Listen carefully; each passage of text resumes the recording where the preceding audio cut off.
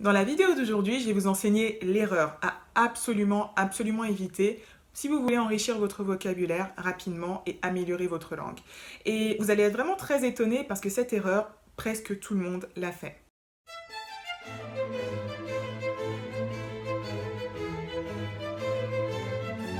Bonjour à tous, bon retour sur ma chaîne, je suis Jennifer Telep et je suis professeure d'éloquence. Je donne des cours pour aider mes élèves à mieux s'exprimer à la fois à l'oral et à l'écrit pour enrichir leur vocabulaire, défendre leurs idées, développer leur culture générale.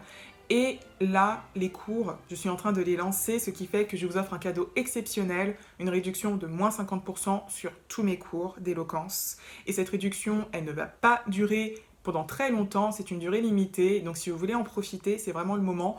Toutes les informations sont en barre d'infos. Alors, quelle est la fameuse erreur à éviter quand on veut enrichir son vocabulaire rapidement? Cette erreur, en fait, je la vois chez tout le monde. Et j'ai beaucoup d'élèves qui viennent me voir aujourd'hui pour enrichir leur vocabulaire. Et la première chose qu'ils me disent, c'est Jennifer, j'ai un dictionnaire, j'ai un dictionnaire des synonymes aussi, je suis en train d'apprendre du nouveau vocabulaire, qu'est-ce qu'il faut que je fasse pour vraiment enrichir ma langue?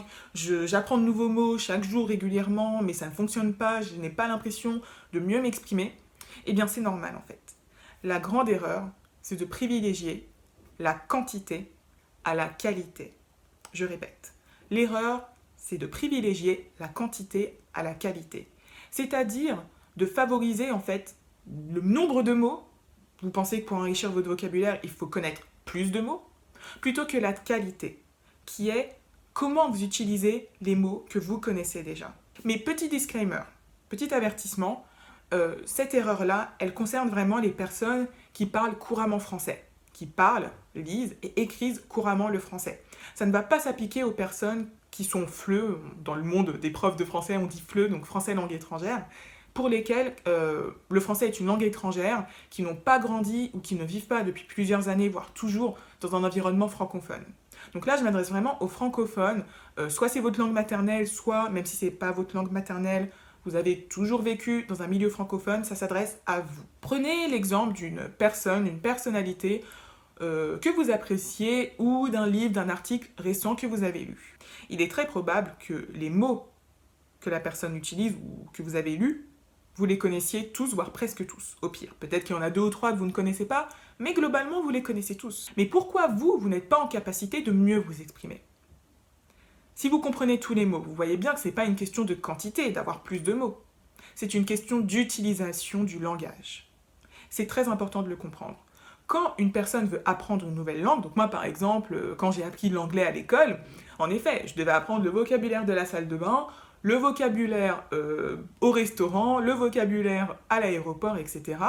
pour pouvoir justement connaître les bons mots à utiliser, pour tout simplement pouvoir m'exprimer parce qu'il me manquait clairement des mots pour désigner la réalité que j'avais en face de moi. Mais pour vous à qui je m'adresse, les francophones, ce n'est pas votre cas. Les mots, vous les avez. L'enjeu, ça va être de bien les utiliser. Et pour bien les utiliser, il y a 2 piliers qui sont essentiels. Et il y a une vidéo la semaine prochaine qui va vraiment vous enseigner beaucoup plus en détail ces 2 piliers.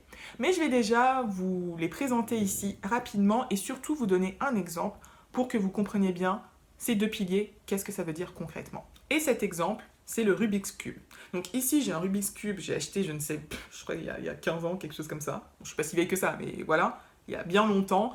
Je crois que c'était lors d'un voyage scolaire à Londres. Donc là, vous voyez, c'est Londres. Voilà, vous avez Tower Bridge, il me semble. Voilà, plein d'endroits de Londres, la Garde et tout. Buckingham Palace, etc. Donc, on a ce Rubik's Cube. L'objectif, quand on joue au Rubik's Cube, c'est que chaque cube, donc vous voyez là, par exemple sur cette face, il y a 4 cubes. Donc l'objectif, c'est que chaque cube puisse être bien agencé pour avoir des images cohérentes. Donc là, c'est le cas. Vous voyez bien, l'image est cohérente, etc., etc. Je vous mets à l'envers à chaque fois. Désolé. L'enjeu n'est pas d'ajouter plus de cubes, puisque dans ce petit cube, il y a déjà tous les cubes pour avoir des images cohérentes. L'enjeu est de bien les agencer. Et donc, si je change l'ordonnancement de ces cubes, Je perds en cohérence. Vous voyez, là, je n'ai pas une image claire. Là non plus, je n'ai pas une image claire. Mais pourtant, ce sont exactement les mêmes cubes. Je n'ai pas ajouté d'autres cubes. Je n'en ai pas retiré. C'est juste que je les ai agencés différemment. Mais là, ce que je vais faire, les mêmes cubes, je vais les agencer de la bonne façon. Et donc là, j'ai des images qui sont claires et qui sont bien agencées. Vous l'aurez compris peut-être, les cubes, ça représente les mots du vocabulaire, votre lexique. Et quand je parle d'agencer, ça va être vos phrases. Comment vous allez construire vos phrases. C'est ça, les deux piliers. Le premier, c'est de choisir les mots, la précision du langage. Et le deuxième pilier, ça va être construire vos phrases de façon pertinente, donc l'ordre.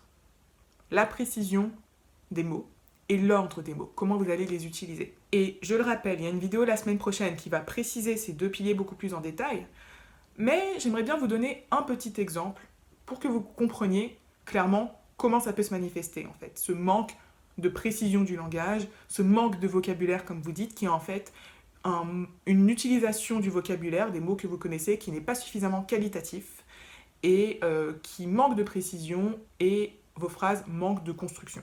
Généralement, ce sont ces deux piliers-là que j'ai vus chez mes élèves. Je côtoie vraiment, enfin j'ai des élèves depuis plusieurs années, que ce soit des collégiens, des lycéens, des adultes. J'en ai eu beaucoup vu passer et c'est clairement ces deux éléments. Donc je vais vous donner une phrase, une première phrase. C'est une réponse à une question simple. Pourquoi veux-tu enrichir ton vocabulaire? La réponse A est pour le travail. La réponse B est je veux enrichir mon vocabulaire pour mieux m'exprimer au travail et m'offrir de nouvelles opportunités professionnelles. La réponse C est pour mieux m'exprimer au travail, point, aussi m'offrir de nouvelles opportunités professionnelles. Quelle est la différence de vocabulaire entre ces trois phrases?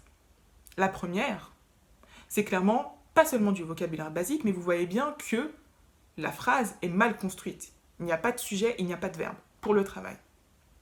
Donc là, c'est clairement un problème de construction de la phrase.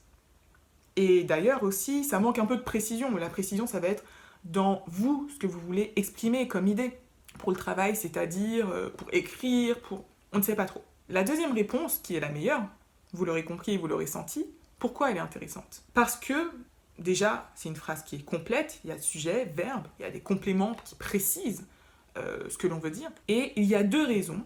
Mieux m'exprimer au travail. Donc là, c'est clair, on a mieux, voilà, l'adverbe qui permet de préciser le sens du verbe exprimer au travail, ok, et m'offrir de nouvelles opportunités professionnelles. Donc là, c'est une deuxième raison avec un verbe riche, offrir, et opportunités professionnelles, qui sont des mots précis. Et la réponse C, ce qui est intéressant, c'est qu'au niveau du vocabulaire, ça reprend la réponse B, mais les phrases sont mal construites. Donc dans la réponse C, pour mieux m'exprimer au travail, pareil, il n'y a pas de sujet, il n'y a pas de verbe, pas très intéressant. Et la deuxième phrase, enfin la deuxième partie de la réponse, aussi m'offrir de nouvelles opportunités professionnelles. Pareil, il n'y a pas de construction de phrase, voilà, il n'y a pas de sujet, c'est mou, quoi. Donc vous voyez en fait que pour le vocabulaire, j'ai posé mon Rubik's Cube enfin, pour le vocabulaire, l'enjeu n'est pas la quantité, ce n'est pas d'ajouter de nouveaux mots. À quoi ça sert d'ajouter des mots supplémentaires si ceux que vous connaissez actuellement, vous ne les utilisez pas bien? Vous n'allez pas mieux vous exprimer. L'enjeu, c'est de comprendre comment utiliser votre langage, comment exprimer vos idées clairement, avec précision, et comment bien ordonner, construire vos phrases pour bien ordonner les mots entre eux, et pour éviter des mauvais usages, etc. C'est vraiment ça, l'erreur fondamentale à éviter. Donc arrêtez avec votre dictionnaire, vous n'êtes pas en train d'apprendre une nouvelle langue, c'est votre langue, vous la connaissez. L'enjeu est d'être dans la qualité, dans le qualitatif et pas dans le quantitatif. Si vous voulez faire passer votre éloquence et enrichir votre vocabulaire, je vous rappelle que mes cours d'éloquence sont actuellement à une réduction de moins 50% pour une durée limitée. Et dans ces cours-là, il y a notamment un atelier sur le vocabulaire pour développer son vocabulaire, l'améliorer et l'enrichir. Donc, vous ne voulez pas manquer ça. Tout est dans la barre d'infos et je vous dis à la prochaine vidéo.